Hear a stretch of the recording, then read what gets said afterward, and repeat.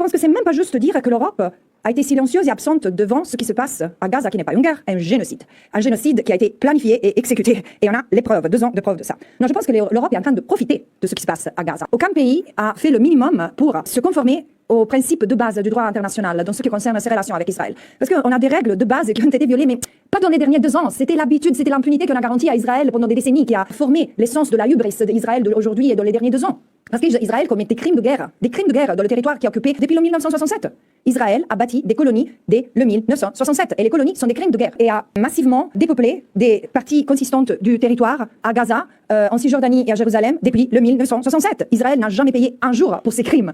Et devant ça, les obligations des pays européens étaient très claires. De ne pas aider, de ne pas assister, de ne pas soutenir un État qui commet des actes qui sont considérés illégaux selon le droit international. Ici, on parle de crimes de guerre, crimes contre l'humanité, aujourd'hui un génocide. Mais si on parle de Palestine, je crois que ce qui est en cours ne nous transforme pas, nous révèle ce qu'on est. Ce qu'on est en tant qu'individu, ce qu'on est en tant que communauté, ce qu'on est en tant qu'État, en fait. L'Europe politique, dans son essence la plus crue, reste mercantile et garde dans son âme un ethos colonial et racial qui est imprégné de notre passé et enraciné dans notre présent colonial. 20 000 enfants.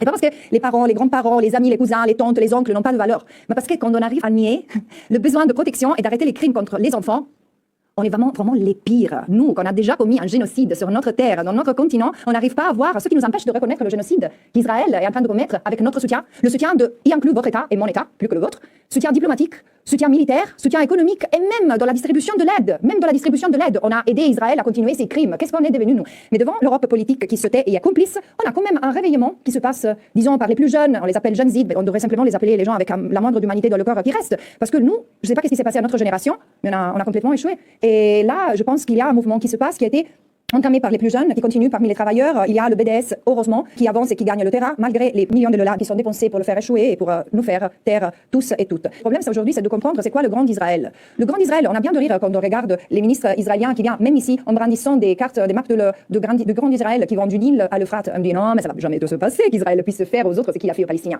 Non, parce qu'en fait, c'est pas l'élargissement des frontières territoriales, le projet de Grand Israël. Le projet de Grand Israël, c'est un projet de domination à travers des moyens d'autres même que des soldats sur place. C'est le contrôle économique, c'est le contrôle politique, c'est le contrôle à travers les moyens de communication et les armes de ces siècles qui ont été aussi perfectionnés sur la peau des Palestiniens.